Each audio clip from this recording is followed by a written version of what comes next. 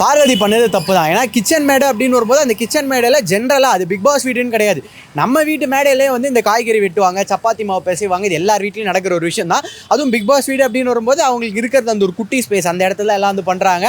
அந்த ஒரு ஸ்பேஸில் அத்தனை பேர் நிற்கும் போது அவங்களுக்கு அந்த மேடை அப்படின்றது ரொம்ப ரொம்ப முக்கியமான விஷயம். இது அவங்களே ஒரு காமன் சென்ஸ் வச்சு யோசிச்சு நம்ம இங்கே உட்காரலாமா அப்படின்றத யோசிச்சிருக்கணும். சரி ஓகே, ஏதோ ஒரு வீம்புக்குன்னு இல்லை தெரியாமல் உட்காந்துட்டாங்க அப்படின்னே வச்சுப்போம். உள்ளே இருக்க கண்டஸ்டன்ஸ் எல்லாம் சொல்கிறாங்க அங்கே உட்காராதீங்க, அங்கே தான் சப்பாத்தி மாவெல்லாம் பிசைகிறோம், அங்கே தான் குக் பண்ணுறதுக்கான வெஜிடபிள்ஸ்லாம் வைக்கிறோம், அங்கே உட்காராதீங்கன்னு தெளிவாக கனி வந்து சொல்கிறாங்க. நான் இப்படி தான் உட்காருவேன் அப்படின்னு அவங்க ஒரு அடமெண்ட்டாக உட்காடுறாங்க. நீ என்னடா சொல்கிறது, நீ யாரா என்ன கேட்குறதுக்கு அப்படின்னு உட்காடுறாங்க. ஒரு தப்பான ஒரு எக்ஸாம்பிளாக மக்களுக்கு வந்து வெளியில் வந்து அவங்க இது பண்ணுறாங்க. போக போக எனக்கு தெரிஞ்ச பார்வதி வந்து இப்போ ஒரு இரிட்டேட்டிங் கேரக்டராக இருக்காங்களே, போக போக இன்னும் ஒரு ட்ரால் மெட்டீரியலாக மாறிடுவாங்களோ அப்படின்ற மாதிரி வந்து தோணுது. அதுக்கேற்ற மாதிரி தான் பார்வதி போய்கிட்டு இருக்காங்க. பார்வதியை திவாகரை விரட்டுறாங்க அப்படின்னா சிம்பிள், உள்ளே இருக்க கண்டஸ்டன்ஸ் எல்லாம் நாளுக்கு நாள் வந்து தெளிவாயிட்டே போகிறாங்க. அண்ட் தெளிவான கண்டஸ்டன்ஸ் நிறைய பேர் இருக்காங்க. இப்போ பார்வதியோட சுற்றுறது வந்து யாருன்னு பார்த்தீங்கன்னா கலையரசன், திவாகர், இவங்களாம் தான். ஸோ திவாகர், கலையரசன்லாம் அவங்களுக்கு வந்து இன்னும் அந்த அளவுக்கு கேமோட கிளாரிட்டி இல்லை. ரெண்டாவது அவங்க ஒரு ட்ரால் மெட்டீரியல், அவங்க எல்லாருமே கண்டஸ்டன்ஸும் சரி ஆடியன்ஸும் எப்படி பார்க்குறாங்கன்றது தெரியும். இப்போ இவங்க 2 பேரும் நம்ம சுற்றி இவங்க 2 பேர் மாதிரி நம்ம ஆகிடக்கூடாது. இன்னும் ஸ்பெசிஃபிக்காக திவாகரோட சுற்றி நம்ம ஒரு ட்ரால் மெட்டீரியலாக ஆகிடக்கூடாது. திவாகரை மற்ற விஷயங்கள்லாம் நம்ம அப்படி இப்படின்னு இது பண்ணாலும் ஓவராக நம்ம திவாகரோட வச்சுக்கிட்டா நமக்கு ஒரு மாதிரி வந்து வெளில வந்து எப்படி போட்டுற ஆகுதுன்னு தெரியலன்ற டவுட் வந்துருச்சு. அதனால தான் திவாகர் ஒரு பாயிண்ட் சொல்கிறாரு அப்படின்னும் போதும் இவங்க வந்து தள்ளி வைக்கிறாங்க. திவாகரை கொஞ்சம் கொஞ்சமாக இவங்க வந்து அவாய்ட் பண்ண ஆரம்பிக்கிறாங்க. நீங்கள் பாருங்கள், போக போக இன்னும் கொஞ்சம் அந்த மக்கள் வந்து திவாகரும் இவங்களும் பக்கத்தில் நிற்கிறதெல்லாம் வெளில ஆடியன்ஸ் கத்த ஆரம்பிச்சிட்டாங்க. அது இவங்களுக்கு தெரிஞ்சிடுச்சு அப்படின்னா திவாகரை டோட்டலாக அவாய்ட் பண்ணுறாங்க பார்வதி. எஃப்ஜே, ஆதிரை, துஷார், அரோரா அப்படின்னு சொல்லிட்டு இந்த பேர் மாதிரி வந்து போய்கிட்டு இருக்கு. அவங்க அண்ணன் தங்கச்சி மாதிரி பழகுறாங்களோ இல்லை ஒரு லவ் கான்செப்ட் மாதிரி கொண்டு வராங்களோ அது என்னன்னு தெரியல. பட் இவங்க கேம் வந்து லூஸ் பண்ணுறாங்க.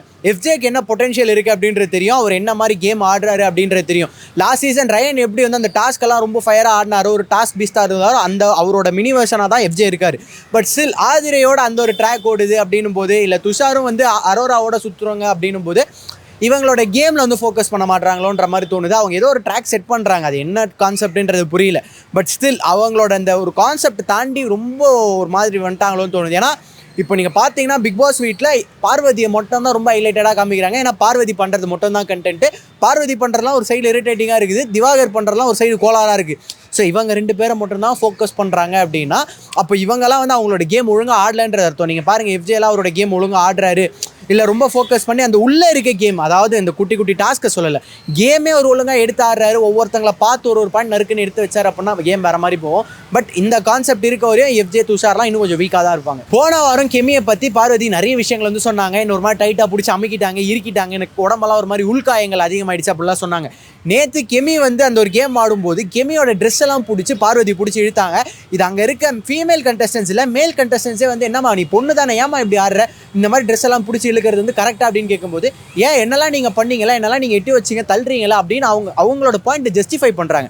இவங்களுக்கு தெரியும்ல அந்த ஒரு இம்பார்ட்டன்ஸ் எப்படி இருக்கும். ஃபீமேல் வந்து ஒரு ட்ரெஸ் வந்து அதை நீங்கள் பிடிச்சி இழுக்கிறீங்க, இல்லை அது கேமராவில் போய் ஏதாவது பதிஞ்சிருச்சு அப்படின்னா அது வெளியில் எப்படி எடுத்துகிட்டு போன்றது உங்களுக்கு தெரியும். ஏன்னா நீங்கள் ஒரு மீடியா பர்சன், அதை தாண்டி நீங்களும் வந்து ஒரு பொண்ணு தான். ஸோ அப்படி இருக்கும்போது நீங்கள் அந்த இடத்துல ஒரு பொண்ணோட ட்ரெஸ்ஸை பிடிச்சி இழுக்கிறீங்க அப்படின்னும் போது அந்த பாயிண்ட் எப்படி கரெக்டாக இருக்கும். போன வாரம் நீங்கள் வந்து கெமியை பற்றி அவ்வளோ கம்ப்ளைண்ட்ஸ் பண்ணிவிட்டு இப்போ இந்த வாரம் நீங்கள் வந்து இதை பண்ணுறது எந்த வகையில் நியாயமாகும்? அப்போ டோட்டலாக பார்வதி என்ன சொல்ல வராங்க அப்படின்னா, யார் என்ன பண்ணாலும் அதெல்லாம் தப்பு தான், ஆனால் நான் பண்ணும்போது அது கரெக்டுன்ற மாதிரி அவங்க ஜஸ்டிஃபை பண்ணுறாங்க அவங்க பாயிண்ட்ஸை.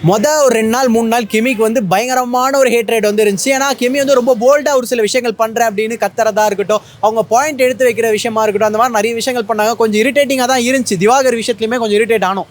பட் போக போக கெமி வந்து அந்த கேமோட ப்ராப்பராக அடாப்ட் ஆகி அவங்களுக்கு அந்த கேம் மெச்சூரிட்டி வந்து வந்துருச்சு. என்ன பண்ணணும், எங்கே ரியாக்ட் பண்ணணும், எங்கே ரியாக்ட் பண்ணக்கூடாது, எங்கே நம்ம கேம் விளாடணும் அப்படின்ற மாதிரி வந்து ஒரு தெளிவு வந்து அவங்களுக்கு வந்துருச்சு.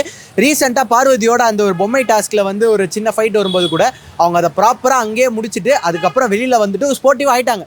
நான் தோத்தாலும் பரவாயில்ல, என் டீமை நான் சேர் அப் பண்ணுறேன், அதுதான் இங்கே தேவை. ஆனால் பார்வதி நீங்கள் பார்த்தீங்க அப்படின்னா ஒரு ஈகோ, ஒரு வெஞ்சன்ஸு, ஒரு கிரட்ஜை ஹோல்ட் பண்ணி பண்ணுற விஷயங்கள் நல்லா வரல. பட் போக போக கெமி அவங்களோட அந்த பெர்ஸ்பெக்டிவும் சரி, அந்த இதுவும் சரி, மக்கள் மத்தியில் ஒரு நல்ல இது வந்து வரவேற்பு வந்து எடுத்துகிட்டு இருக்காங்க. பார்வதிக்கு ஒரு கண்டஸ்டண்ட்டை பிடிக்கல, இல்லை அவங்க மேலே ஏதாச்சும் ஒரு தனிப்பட்ட அபிப்பிராயம் இருந்தது அப்படின்னா அந்த கண்டஸ்டண்ட்டை போட்டு கீழே வலிக்கிறாங்க. வா என் கூட சண்டை போடு அப்படின்னு இந்த கொலாடி சண்டைலாம் பார்த்துருப்போம்ல, எப்படி இந்த வீம்புக்குன்னு வம்பிழுப்பாங்க, ஜாடையாக பேசுவாங்க, பிடிச்சி ஏதோ ஒன்று தள்ளி இல்லை ஏதோ ஒன்று பண்ணுவாங்கள்ல, வா என் கூட சண்டை போடுன்னு, அதே மாதிரி தான் கேவலமாக வந்து பார்வதி வந்து பண்ணிக்கிட்டு இருக்காங்க.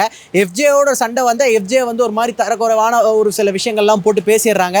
நீ இப்படி தான், நீ வந்து ஒரு மாதிரி நக்கல் பிடிச்சவன் திமிர் பிடிச்சவன்றாங்க. இதே துஷார் பண்ணாலும் அவர் ஒரு கேப்டன் அப்படின்றத பார்க்காம அவரோட பாயிண்ட் என்னன்றதை கேட்காம இவங்க வந்து அப்பயும் வந்து எடுப்பார் கைப்புள்ளை அப்படி இப்படின்லாம் வந்து சொல்கிறாங்க. ஸோ இவங்க கிரிட்டிசிசம் வைக்கிறது தப்பு இல்லை, பட் அந்த கண்டஸ்டண்ட்டை இவங்க லெவலுக்கு மேலே வந்து பிடிச்சி கீழே இறக்கி விட்றாங்க. ஸோ அது வந்து நிறைய கண்டஸ்டண்ட்டுக்கு உள்ளே இருக்கவங்களுக்கு பிடிக்கல. டைட்டில் வின்னர் அப்படின்னு பார்க்கும்போது கண்டிப்பாக சபரி வந்து அந்த டாப் 2 லிஸ்ட்டில் வந்து இருப்பார். அதில் எந்த விதமான சந்தேகமும் கிடையாது. ஏன்னா அந்த கேம் மெச்சூரிட்டியாக இருக்கட்டும் அண்ட் அந்த ஒரு கேமோட கிளாரிட்டியாக இருக்கட்டும், எங்கே என்ன பேசணும், எந்த விஷயங்கள்ல இன்வால்வ் ஆகணும், எந்த விஷயத்தில் இன்வால்வ் ஆகக்கூடாதுன்றதுல சபரிக்கு ஒரு தெளிவு இருக்குது. அந்த தெளிவில் அவர் வந்து உள்ள ஒரு கேம் ஆடுறாரு. பட் இந்த கேமெல்லாம் வந்து பார்வதிக்கும் சரி கலையரசனுக்கும் சரி ஒரு சில பேருக்கு வந்து லைட்டாக எப்போ ட்ரிகர் ஆரம்பிச்சிருச்சு. நமக்கெல்லாம் வந்து ஒரு சைடில் நெகட்டிவ் ஷேட் வருது, பட் சபரிக்கு வந்து ஒரு பாசிட்டிவ் சைடு வருது. ஸோ அந்த இதை வந்து நம்ம எப்படி உடைக்கலாம் அப்படின்ற மாதிரி வந்து பிளான் போட்டு அதுக்கான ஸ்ட்ராட்டஜிலாம் பார்வதி க்ளீனாக போட்டு கொடுக்குறாங்க. 24/7 பார்த்தீங்கன்னா தெரியும், க்ளீனாக ஒரு சில ஸ்ட்ராட்டஜிலாம் போட்டு கொடுத்துட்டு கன்னியாக்காக்கு பாசிட்டிவாக ஒரு விஷயம் போகுது, அதை எப்படி உடைக்கணும். சபரிக்கு வந்து நல்ல ஒரு பாசிட்டிவ் ரெஸ்பான்ஸ் வருது, சபரி வந்து பாசிட்டிவாகவே காமிச்சிக்கிறான், அதை எப்படி உடைக்கணும்னு பார்வதி ஒரு பிளான் போட்டு இப்போ தான் கொடுக்குறாங்க. போக போக பார்வதியோட லீலைகள் எப்படி இருக்க போகுதுன்னு பொறுத்து இருந்தால் பார்க்கணும். கலையரசன் கிச்சனுக்கு வரும்போது குளிச்சுட்டு வரணும், கை கழுவிட்டு வரணும், சுத்தபத்தமாக வரணும் அப்படின்னு சொல்லி சபரி சொன்னதாக வந்து பார்த்தோம். இப்போ சபரி சொன்னது வந்து கலையரசனை ட்ரிகர் பண்ணவா இல்லை ஒரு மாதிரி ஏதாச்சும் ஒரு மாதிரி டார்கெட் பண்ணுறாரா அப்படின்னு கேட்டால் அப்படிலாம் கிடையாது. ஏன்னா கலையரசனை நீங்கள் ரொம்ப கீனாக ஃபோக்கஸ் பண்ணீங்க அப்படின்னா அந்த இன்டர்வியூஸ்லாம் அவர் பார்த்தீங்க அப்படின்னா அவர் பேச்சுலராக தங்கினார் அப்படின்னு சொல்லி அவர் ரூமெல்லாம் ஒரு vlog-ஆலாம் எடுத்து போட்டிருப்பாங்க ஒரு சில இன்டர்வியூவில். அப்படி பார்க்கும்போது அந்த ரூமெல்லாம் ரொம்ப ஒரு மாதிரி சுத்தபத்தமே இல்லாமல் ரொம்ப ஒரு மாதிரி அருவருப்பாக இருக்கும்.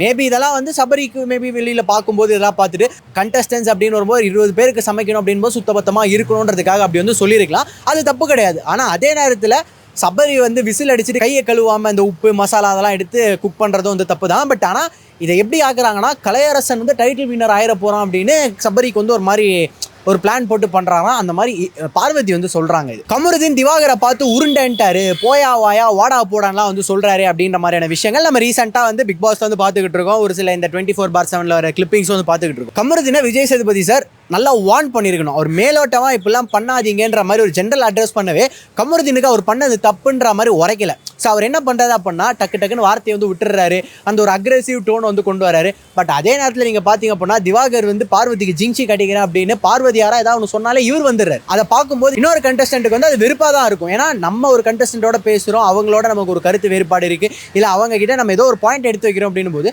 சம்மந்தமே இல்லாமல் இவர் முந்திரி கொட்டத்தனமாக வந்தால் அது கண்டிப்பாக கமருதீனை வந்து இரிட்டேட் பண்ணும். அப்படி இரிட்டேட் பண்ணி தான் ஒரு கத்துனாரு.